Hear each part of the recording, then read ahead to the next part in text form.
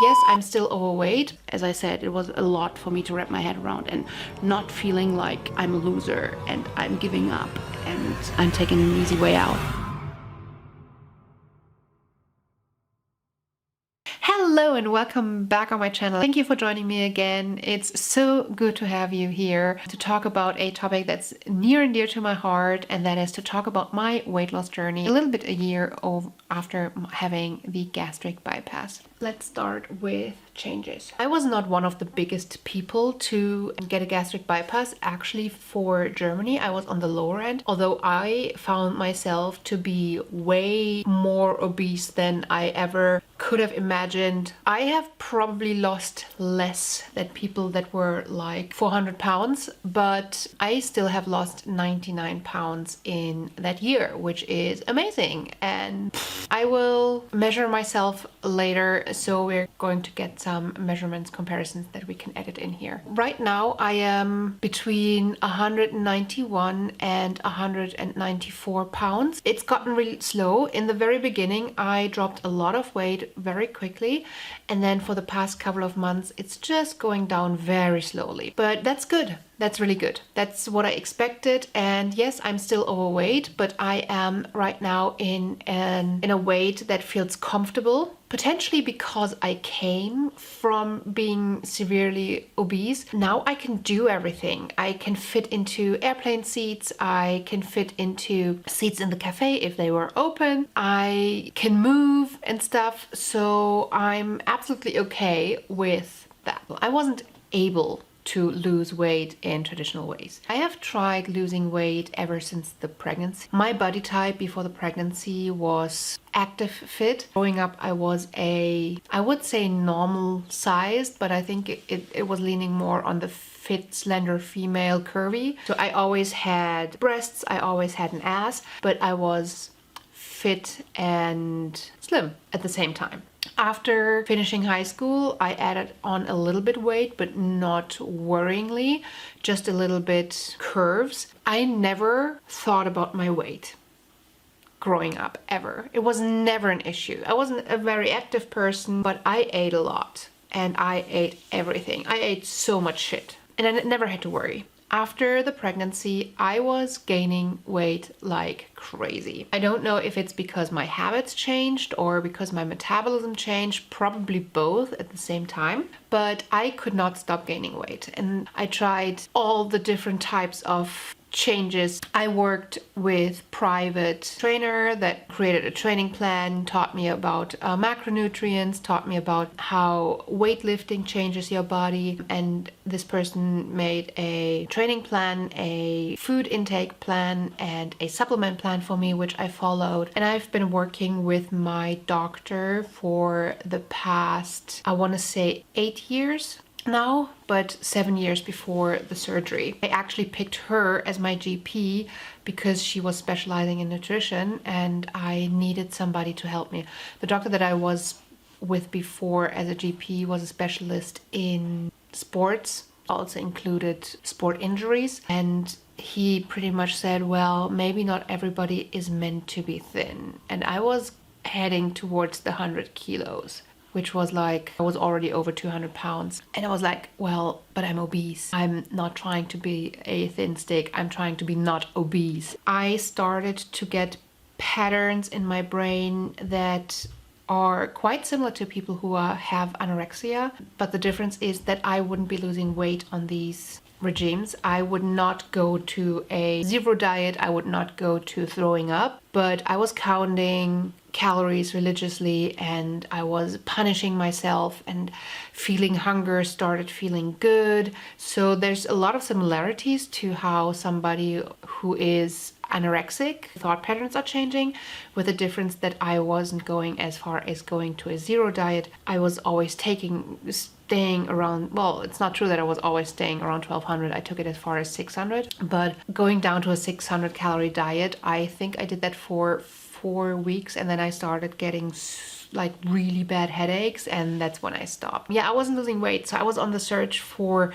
the one diet that I would lose weight on. In January 2019, I went to my doctor. We found out that I was in the early stages of diabetes, and I was like, okay, is there anything else we can try? Because I need to get rid of this obese body. I mean, on one hand, it's harder to follow a very restrictive diet if you don't make your food yourself, but also I felt like if I eat dessert with everyone else, I'm not gonna look as like, they won't notice that I'm not losing weight because and I'm still on a diet. I don't know how to explain it, but I was messed up in my head. And yes, I would eat dessert, I would eat ice cream from time to time, but those were usually either in my binge weeks or I would actually go and punish myself and try and, let's say I would have a bowl of ice cream, I would go in and say, okay, this was 250 calories, so I'm going to go for an extra run and I'm going to go for an extra swim, and then I'm going to reduce that from tomorrow's portion. I wanted to look normal, and then I punished myself the next day,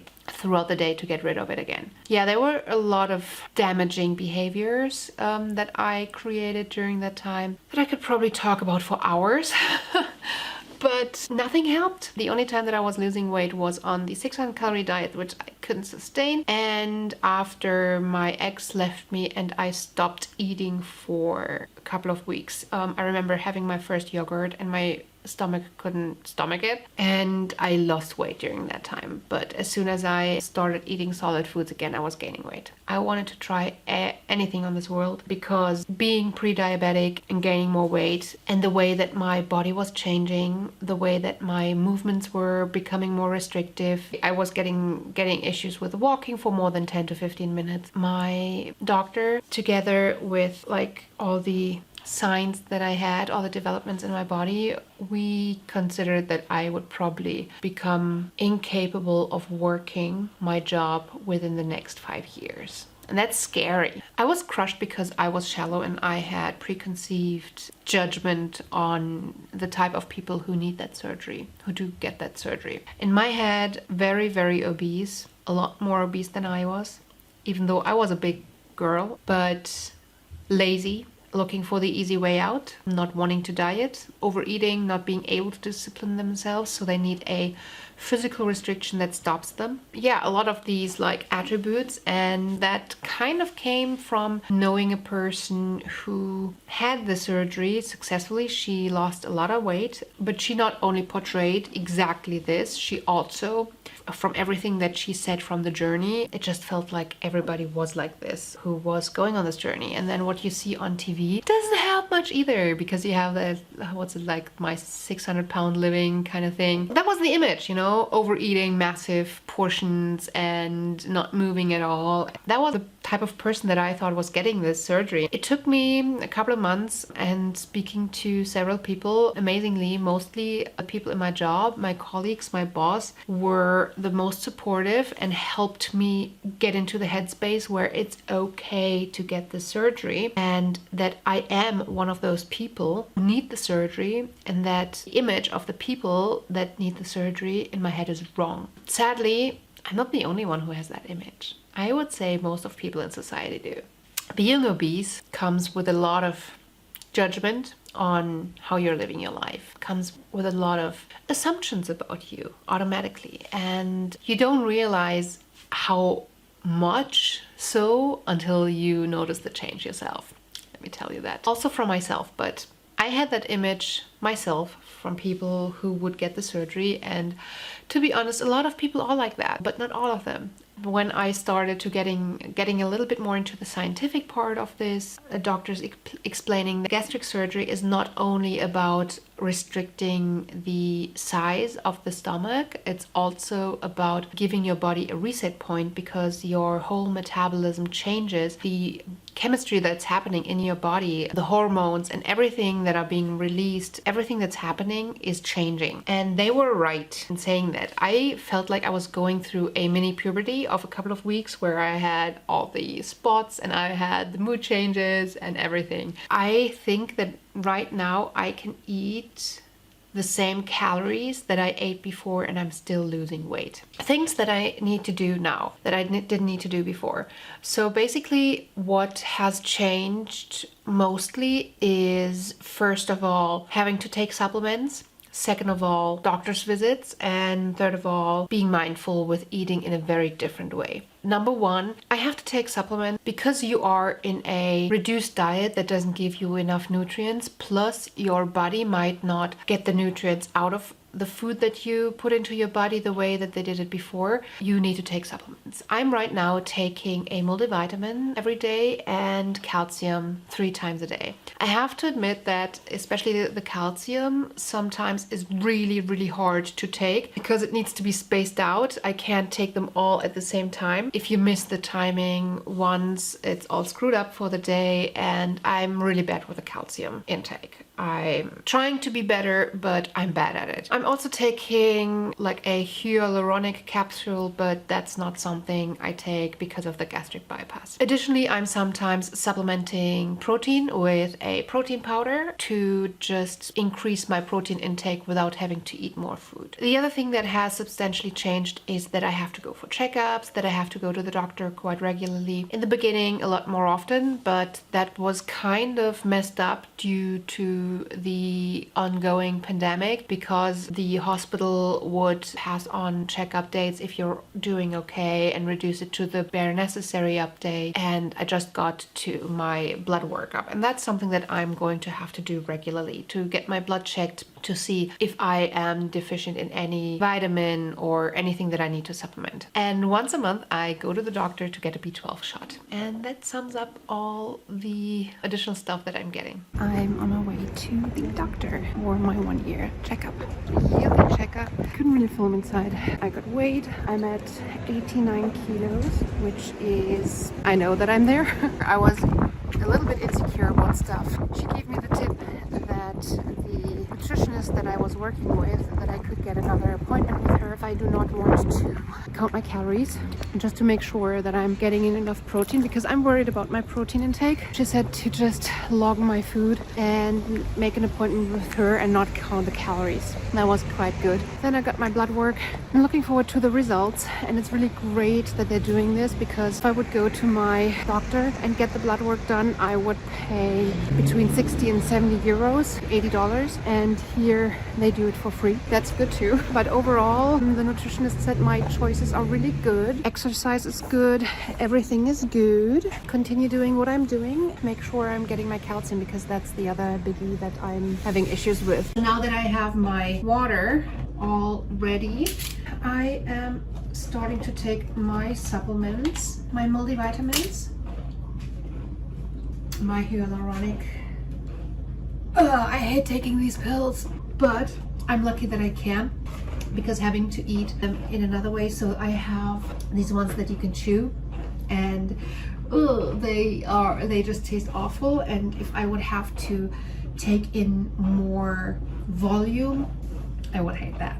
Now with smoothies, you have to be real careful how much you put in, because it's very easy to overeat with smoothies, because it's, as soon as it's creamy and liquid, you will most likely eat more fruit than you would if you would have to chew it. Sometimes even there's people saying, smoothies aren't that good anyways, because the nutrients are lost when we are putting them through the blender. But I'm eating it because I like it, and because my body feels energized after it. I eat as much as I can until I feel full, and then I stop. And that's what you should do too. Be mindful that being saturated, potentially with a smoothie, you had a lot more food, even veg, than you would potentially have if you would have eaten and chewed it. So adding protein powder. This is the highest protein 2-gram mix that I know. I even put this in my coffee with like 10 grams of powder. I now have like over 9 grams of protein, which is already 1/7 of what I need today. What I also use a lot is the company Kenko. I'm gonna link it down below. I love their smoothies. They're named after the color that they end up being. It's just pulverized dried fruit, nothing else. Picked purple for today, and that includes 3 blackberries, 6 blueberries, 2 raspberries, 2 cranberries, half a date, 2 strawberries, half a banana. All organic, all fiber, nothing else. When you mix it with just water or milk, you can see the tiny like seeds and everything, just like with a real smoothie. The only difference is that the consistency is a lot more liquid. So I put it in here for additional nutrition for me and for the taste.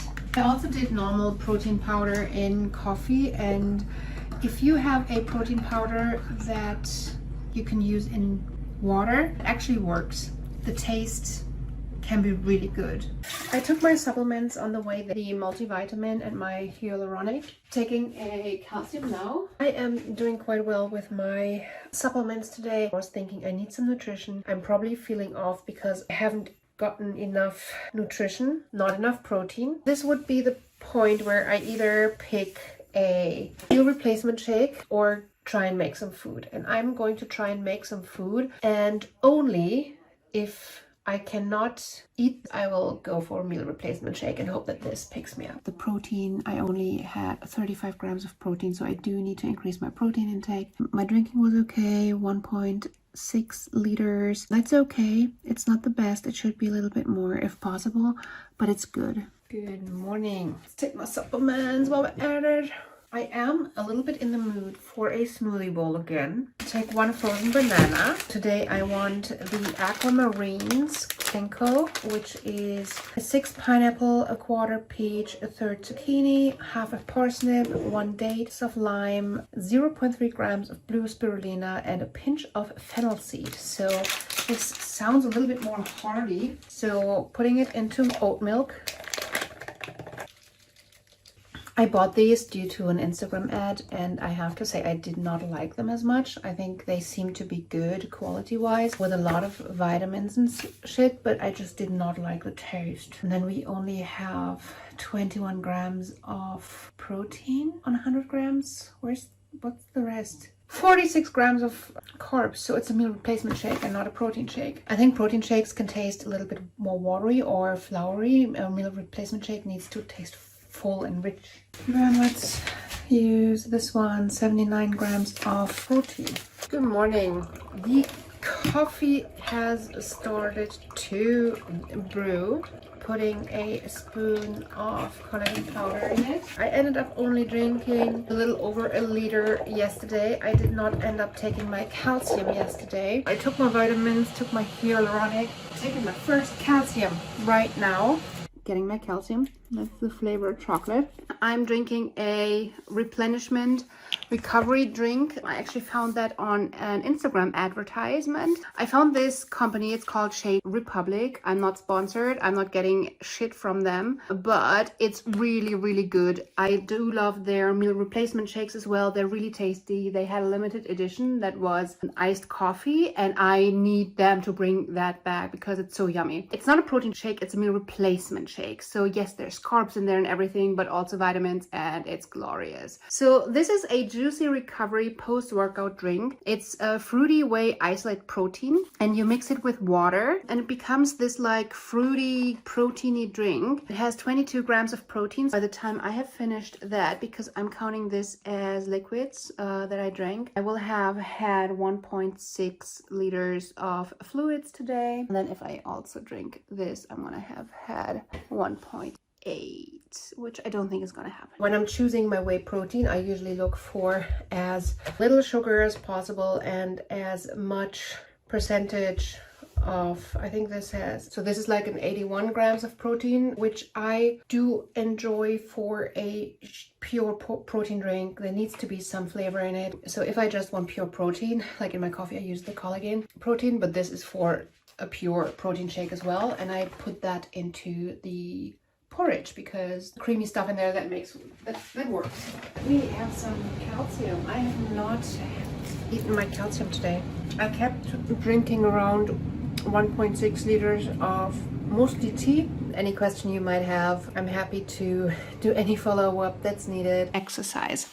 Over the past 15 years, I have tried all kinds of different exercise. I have lifted weights, I have done cardio, as I said earlier. I've tried mixing them up. I've tried a lot of Beachbody programs, but I oftentimes didn't completely complete a round. But I've enjoyed a couple of them. I've actually run a 5K a couple of years ago. There's a lot of things that I tried. Things that stuck with me were I really do enjoy walking in the outdoors. I have a passion for hiking. That actually makes a lot of sense. I really enjoyed walking when I was a teenager as well. A year before the surgery, I had to start to reduce it, to stop it, because I couldn't walk as long anymore. I needed a lot of breaks every like 10 minutes because my lower back was hurting so much. When I was young, I always also really enjoyed swimming, but with me gaining weight, I felt so uncomfortable. I always went for a swim in hotel pools. Oftentimes you were alone in the swimming pool, or for some reason it didn't feel as bad to go in. When I'm traveling, I was also using the gyms in hotels a lot. What kind of stuck with me are beach body routines. I enjoy and prefer to work out from home because it's a little bit less time intensive. Now that I've started losing weight, I feel like I can do them again. What am I doing right now?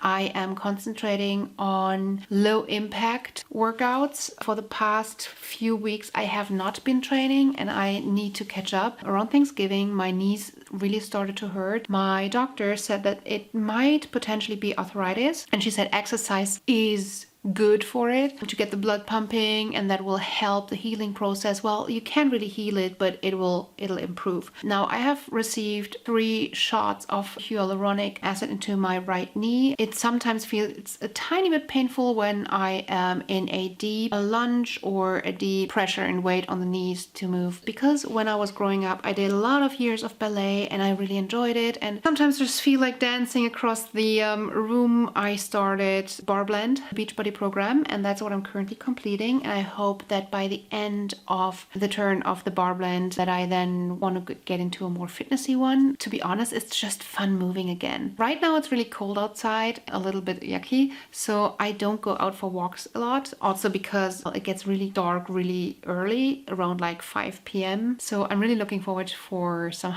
more hikes in the summer. It's not about losing weight anymore. It's basically to gain flexibility, to just feel energized, knowing how to move it when I was big, not knowing how to move it now that I'm starting to lose weight, but I want to learn how to move my body again and to just feel it. And dance exercises are beautiful for that, and they just make me feel good. I am lucky that I don't have long-term damage. I have stopped taking my medication for my thyroid, and my blood work has been okay. It looks like my thyroid numbers are better through just my life right now. The arthritis is one thing. I'm a little bit annoyed because the arthritis started showing up a year after I started the weight loss. I wouldn't have been surprised by the arthritis showing up as long as I was so overweight. But after having lost the weight, that it still showed up really annoyed me. At the time, I wasn't sure what it was, because to be honest, you can have good days and you can have bad days. And I do have bad days where I'm potentially don't agree with the food that I ate, or just simply because my stomach is acting up or whatever. Potentially during that time, I had a couple of bad days, I don't know, but I felt after getting major stuff with my teeth, I had clogged up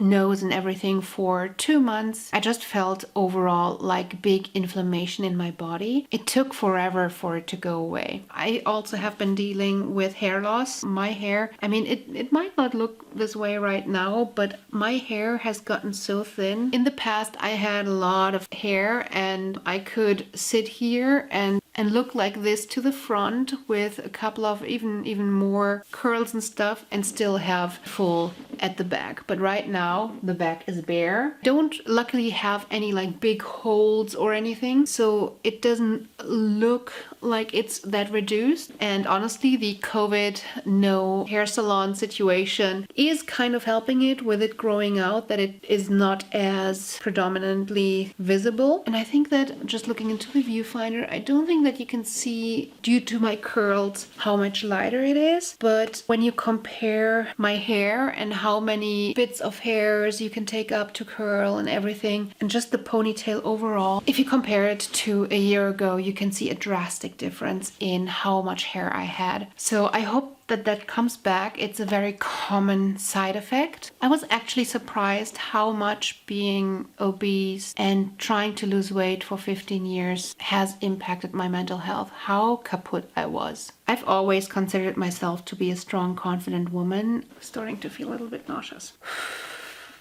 Good timing. There's literally no reason for me to feel this way right now. I feel like I might be crashing. Let's try to continue. I knew that I was very disciplined. I knew that I was suffering under being obese, but I thought it was very shallow because I wanted to be beautiful. I thought that I suffered because when my husband left, he said some hurtful things about him leaving because I didn't lose weight quick enough, him leaving because he understood that he needs to be with petite women. To this day, I don't know if he said that to make leaving easier or if he really meant it, but that caused some damage. And that was like 7 years ago. I have experienced a lot of small things with like external factors, like somebody in the street shouting at me. I remember I was working all day and I hadn't eaten all day. It was like 4 p.m. and I still hadn't eaten. And that was quite normal for me back then because going for long ways without food was good because it meant that I potentially was not eating the calories that were needed for the day, and I could just eat one meal in the evening of like 600 calories and only go to like 700-800 calories, and that meant a calorie deficit, and that meant potentially losing weight. But then you have these moments when you start feeling weak and start getting shaky a little bit. I picked up an apple and I was on my way between 2 appointments, walking on the street, and that was back when I was like 10 years ago. So I was already obese, but on the very lower end. And one guy turned around when I was walking past and I was biting into the apple, and he was shouting at me, "You with your fat ass really should know better than to eat. You should really stop eating right now and go exercise." It's like, I'm eating an apple. This is the first thing that I'm eating today. Does this boy know what he's causing in my brain? Because I was really considering throwing the apple away. To be honest, the most impact and the most mental health issues were things that I didn't notice, were things that happened to myself, were not influenced by my ex, were not influenced by strangers. It was things like knowing on a flight that I don't fit into the seat and that I didn't want to spill over, and trying to sit in a way that I'm not imposing. I wasn't fitting in plane seats, and my job was very much including a lot of travel, so I was getting to a point where I wasn't able to travel for work anymore that much, and it was getting more restrictive. Like changing planes on a big terminal, getting from terminal 1 to terminal 2 was getting really hard. I couldn't do it anymore as easily. I had to sit down in between because I was getting pains in my lower back and everything. And I wasn't fitting in the plane seats, which was getting more and more like if you step on a plane and you're in your head the whole time saying, "Oh my God, I hope nobody sits next to me," or "I hope the person next to me is really, really thin," and trying to sit on one butt cheek. I would get the seat on the window so that I could sit on one butt cheek and lean the other butt cheek onto the window like this, so I could sit like this, so I wouldn't impose on the person next to me. I couldn't do that on an aisle seat because then I would spread onto the aisle while people were walking past, and as soon as they would come with service, I was in the way. I would sit like this for an hour, 2 hours, depending on the flight. At this point, I wasn't doing long flights. That was my life, and it was getting worse. It was little things like you get really conscious about how you appear and how people perceive you. So eating in public becomes a big no-no. But obviously when we were on a business trip, I had to go and eat. And we had a lot of team dinners. So I was okay going on team dinners. I tried to act as normal as possible. So I would order that dessert and everything, deducted from my either added to my exercise routine or deducted from my next meal. But there were so many added things. Every single time you're ordering something, you think about how does it look when I'm eating this. But even when you're choosing a place to eat in and going in, the first thoughts are, what is the seat that I'm going to fit into? Where can I sit without having the fear of it breaking down? Is there a bench that I can sit on? Do the chairs have armrests? And how can I be the first one in so I don't need to sit in a chair with an armrest? Because you don't discuss this with your teammates either. You don't say, hey, sorry, but can we switch places because you're thin and you fit in this chair and I don't? No, you go sit in this chair and you have blue legs, big blue spots on your leg because they were the arm rests were pressing in, or you scrouch above, you sit at the very edge and you get cramps in your leg just for the appearance sake. And it sounds so weird, but don't underestimate what this pressure and this awareness that you have every single day, all throughout the day, does with you. When you constantly are aware of these things and you're constantly thinking unconsciously probably about these things. I was thinking about, do I fit? Does this hold me? All the freaking time. My friends really wanted me to go to a fair with a lot of rides, and I was like, I don't want to go. I don't feel like going. And my friend really wanted to get me to go. She really wanted to go, and I felt like a bad friend. And I didn't even know why I didn't want to go. And when she asked me, I was like, I don't know. I don't have a reason. I didn't know. But after a while of talking, I said, well, to be honest, I think I found out that I was afraid of going because I knew that I couldn't go on any ride. And I didn't want to be the friend who just sat downstairs outside on the bench holding the jacket and bag while other people had fun all day. I especially was scared of the conversation that we would have in front of every single item on this fair. Why don't you come with us? Come on, it's going to be fun. And me being like, no, I don't want to. You go without me because you don't say it, because I'm not allowed, because I can't go, because I've seen the sign says not above 80 kilos, which is what, like 175, 180 pounds, and you're at, I don't know, 220 pounds. I check in front of every single thing if my weight is allowed. I didn't want to go to that fair because I expected the conversation on every single ride that they wanted me to go with them, and then I would end up not going because I was too afraid. I told my friend because I was able to be honest with her, and she said, well, don't worry, it's not gonna be like this now that I know, etc. Well, guess what? It turned out to be exactly like this. They tried to talk me into doing things. My friend looked when talking me into things. Here's no sign, so you can go. And I remember most of these things very, very vividly in my mind. I still have a lot of these memories because it was traumatic. But the most humiliating thing was one ride where they didn't have a weight limit, and I said, I don't want to go. I don't want to go. I know it's not gonna go well, but for 5 minutes we were like, come on, let's try it. You can still leave if it doesn't feel right, etc. And I had a bad feeling the whole queue, and then we were up. I was sitting down, and it was this thing that would just go up and then drop, so you would be in a like free fall situation. And I was sitting down in the chair, and I was barely fitting in, but I was in this chair, and then I tried to put this down and I felt that it doesn't close. And I was getting panicky because I knew that they couldn't close it. I just wanted to leave because that was dangerous. But my friend was like, no, come on, let's try, let's see. And she had already locked hers in, so she couldn't do it. And then before the ride starts, I was ready to jump off already. But before the ride starts, then one person came around and controlled it all. And I was ready to jump off. And he's like, stay, stay, stay. I'm going to close it. I was like, okay, sounds like he has experience. And then he pushed down and it didn't close. And he started to really jump down. And at that point, because he was making such a scene about it, everybody started looking. And it was so embarrassing. And then he literally said, I'm sorry, you're too fat, you have to go. It's not like she wanted to humiliate me. She felt like we could have fun and she was aware of it and she would help me. But you don't know how humiliating is a situation like this. And you expect it. You kind of expect a humiliating situation like this. And this is what my life was. I got obsessed with counting calories, and if I couldn't weigh it, it drove me crazy. You get a feeling for it, but the feeling wasn't enough. Then you get into the macronutrients, and I just got really obsessed with counting.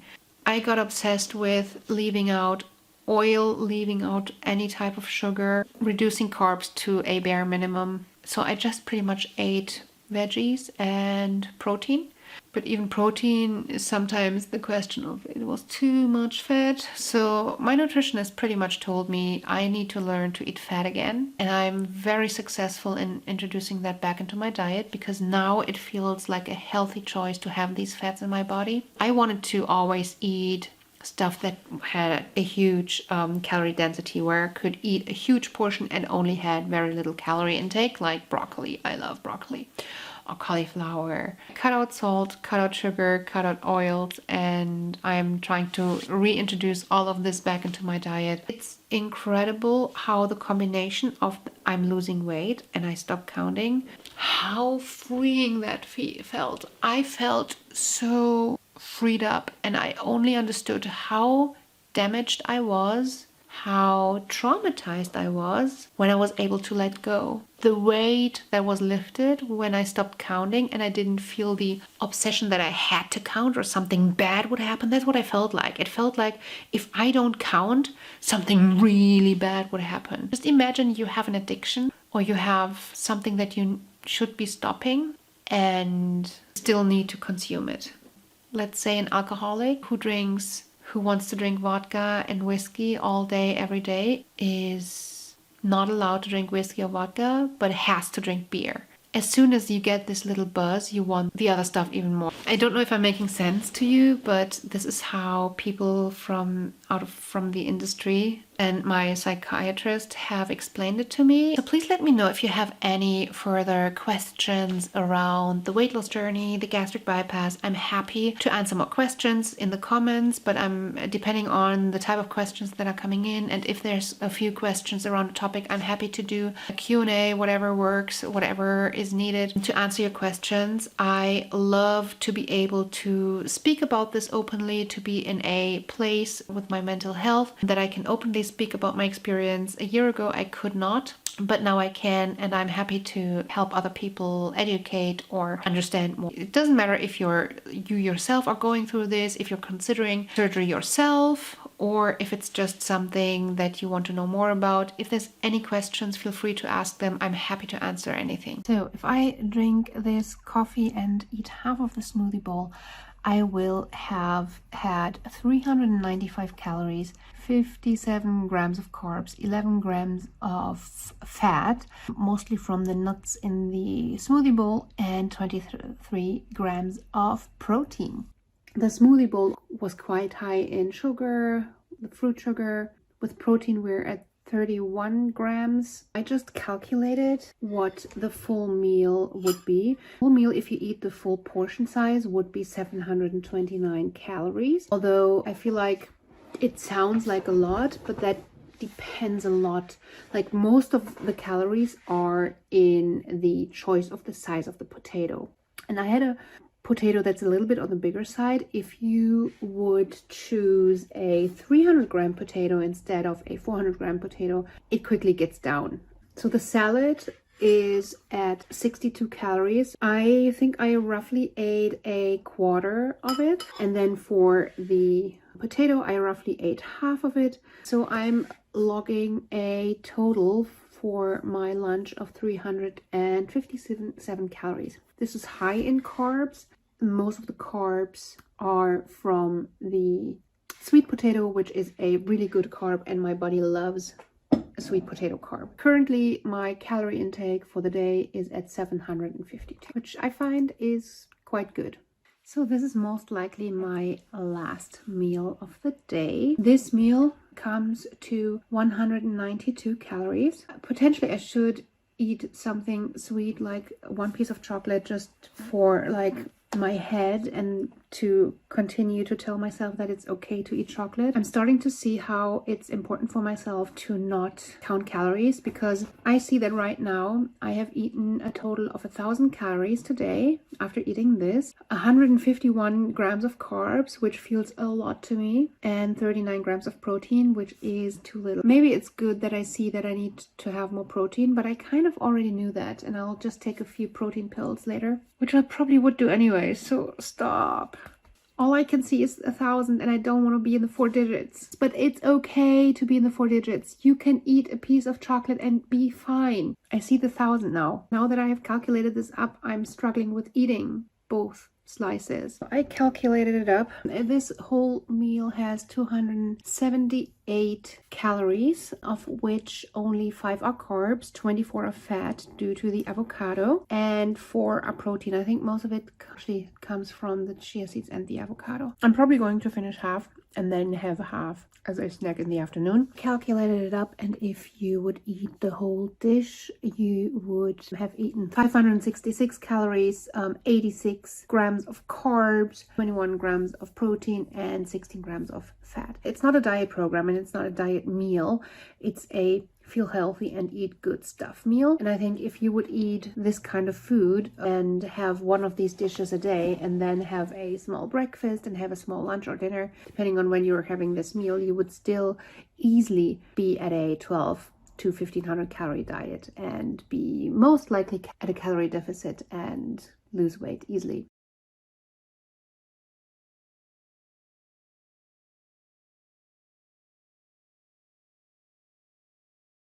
What do we want for breakfast? I already had my coffee with 10 grams of collagen powder. This whole thing has 606 calories. So the vanilla whey protein, 80 grams protein, has 113 calories for one portion.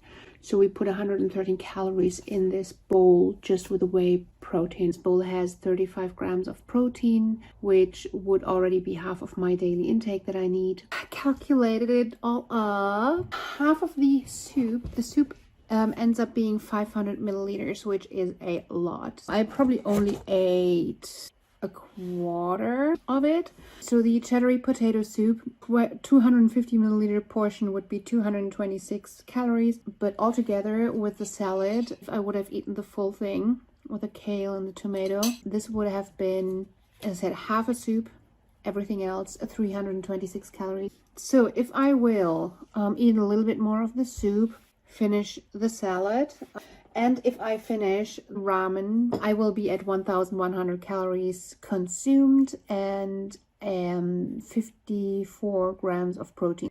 I do think that a full bowl of this, 125 grams of this like mixture of buckwheat and rice and quinoa and lentils, is 222 calories. I'm most likely going to eat a quarter to a half of a portion.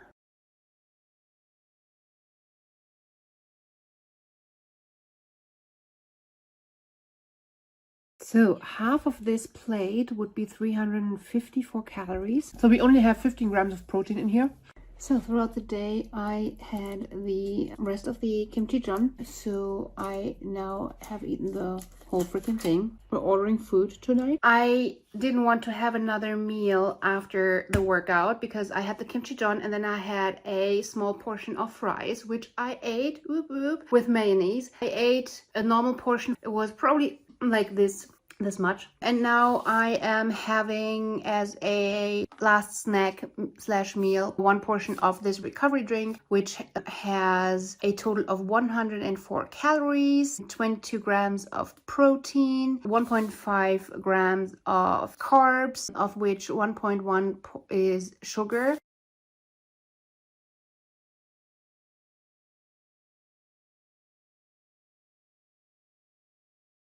So what's on my plate right now is one avocado and a small orange. Such a good combination. I have eaten not even half of it. The full size porridge bowl would be 458 calories, 67 grams of carbs, of which, so 23 is from the porridge, 12 from the banana, and 12 from the oat milk. And then we have a total of 22 grams of protein in this whole thing, which I find quite good. I have finished the second half of the porridge. I'm gonna heat that up as a dinner. And I think overall you could say that I'm averaging out at roughly around 1,000 calories a day. And then that is that for today.